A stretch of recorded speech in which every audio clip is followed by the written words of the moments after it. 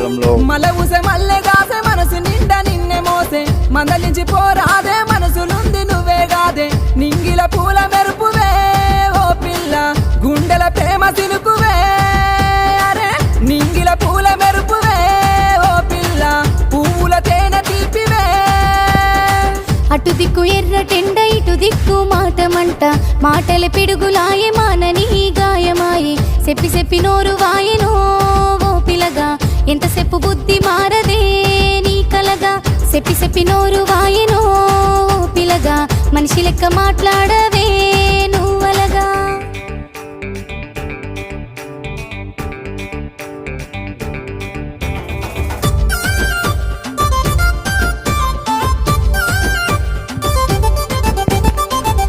అదే మన పశువులకైతే మంచి సూపర్నేపేరియర్ సొప్పగా వాడుకోవడం ద్వారా ఇది గంటల కొద్ది ఒక్కొక్క కర్రకే ఇట్లా 15 పిలకలు వచ్చి బాగా వస్తుంది. రాను రాను ఒక కర్రకే 100 పిలకల దాకా వచ్చే అవకాశం ఉంటుంది. ఇది మేయడం వల్ల మన పశువులు కానీ ఇతర కానీ అవి చాలా బాగా పాలిచ్చి బాగా వేస్తాయి, బాగా మేస్తాయి.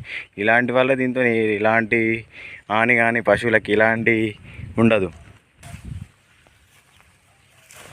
ఈ సొప్పను అందరూ వాడుకోవడం వల్ల అందరం అలుక్కోవడం వల్ల మనకు గొర్రెలకు కానీ మన వచ్చే ఎండాకాలంలో ఈ గడ్డి కష్టాలు తీరిపోతాయి. ఎలాంటి టైంలో వేసినా కానీ మన పశువులకు కానీ వీటికి కానీ ఎలాంటి హాని కలగకుండా ఉంటుంది.